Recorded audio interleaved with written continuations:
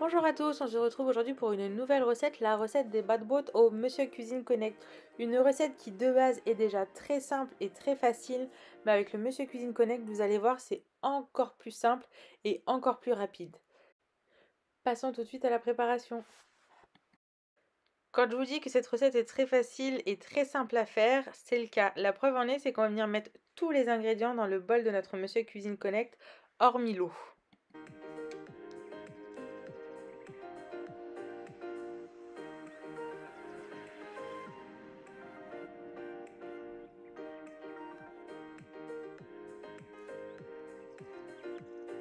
Avant de fermer notre bol avec le couvercle, on va venir verser un fond d'eau dans notre bol.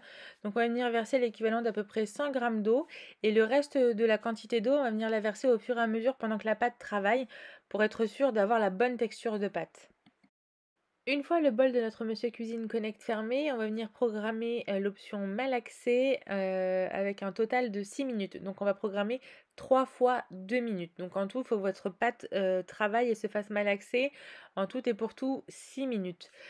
En même temps que la pâte travaille, on va venir verser au fur et à mesure l'eau par l'orifice du couvercle. En même temps que vous versez la quantité d'eau donc par l'orifice du couvercle, vous vérifiez en même temps la texture de votre pâte. Vous verrez à la fin de la vidéo, elle doit vraiment être très malléable et très souple. Voilà, une pâte très facile à travailler. Donc la quantité, moi j'ai dû mettre à peu près 300 g d'eau. Donc tout dépend du type de farine que vous utilisez et du type de semoule également que vous utilisez.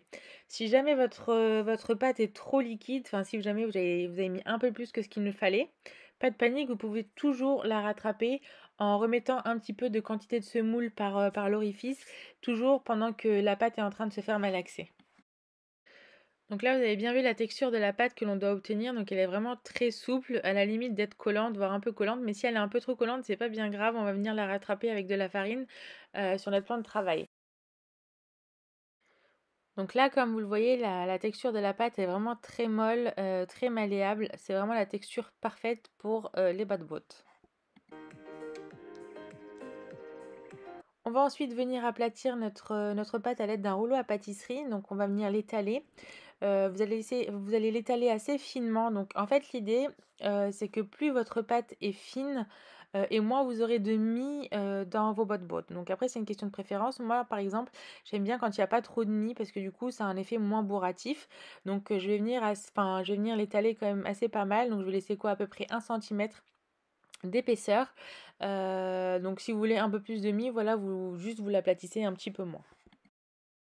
Et ensuite, tout simplement, à l'aide d'un emporte-pièce, on va venir découper notre pâte.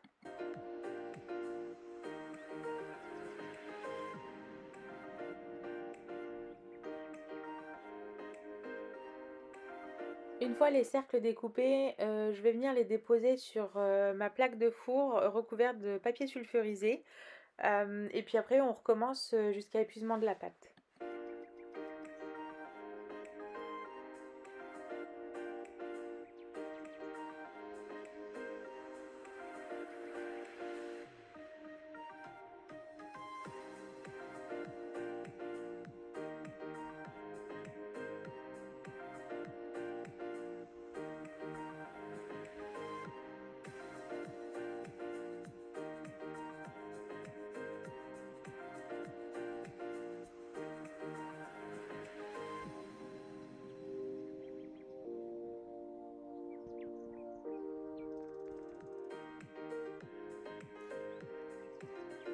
Une fois fini, on va venir recouvrir d'un torchon ou d'une serviette nos bad boat et on va laisser reposer entre 15 et 20 minutes. Et donc pour finir, on va venir faire cuire nos bad boat sur une poêle anti-adhésive. Donc on va venir tout simplement faire cuire les deux côtés. Donc dès qu'un côté a bien doré, on va venir le retourner pour faire cuire le second côté.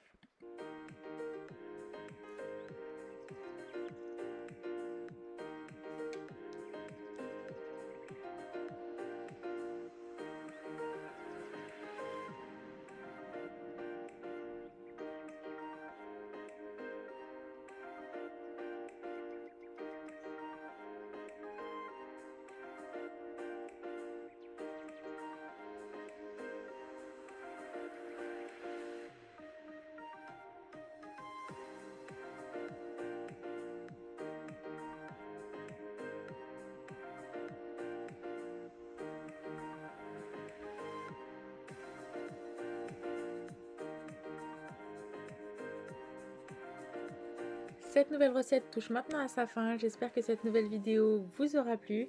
N'hésitez pas à venir me rejoindre sur ma page Instagram, la cuisine by Oui, et à vous abonner à ma chaîne YouTube si ce n'est pas déjà fait, et à activer les notifications pour être sûr de ne rien manquer. D'ici là, je vous souhaite une très bonne dégustation et je vous dis à très vite pour de nouvelles gourmandises.